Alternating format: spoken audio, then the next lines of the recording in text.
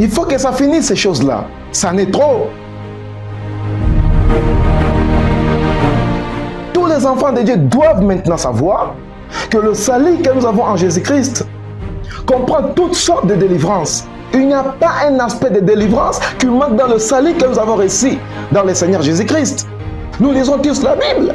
Et beaucoup plus dans le livre de Romains, au chapitre 6, le verset 3. La Bible dit clairement, ignorez-vous que nous tous qui avons été baptisés dans le nom du Seigneur Jésus-Christ, c'est en sa mort que nous avons été baptisés. Regardez la structure grammaticale du verbe baptiser et le verbe être. Ces verbes sont au participe. C'est l'aoriste, passif indicatif. Cette forme de conjugaison au passé ou cette forme grammaticale introduit un acte accompli et complet dans le passé. C'est-à-dire quoi? Il nous parle du baptême. Le baptême, c'est quoi? C'est notre identification à la personne de Christ. Jésus-Christ est venu. Il est mort à la croix, non à cause du péché qu'il aurait contracté, mais il est mort à la croix parce qu'il a accepté de prendre la place de l'homme. Ainsi donc, lorsque Jésus-Christ meurt, il n'est pas mort seul. La Bible dit, nous savons tous que notre vieux homme a été crucifié.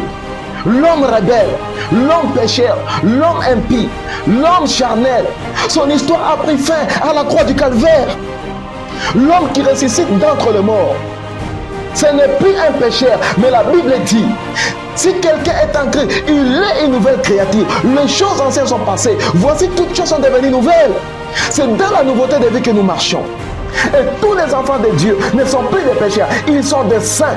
Hébreux chapitre 3 verset 1 dit, frères et sœurs saints, il les appelle saints en connaissance de cause. Il sait ce que l'œuvre de la croix a fait. Ça serait un crime contre l'œuvre de la croix d'appeler un enfant de Dieu un pécheur. Ça serait un crime contre l'œuvre de la croix d'appeler un enfant de Dieu un pécheur.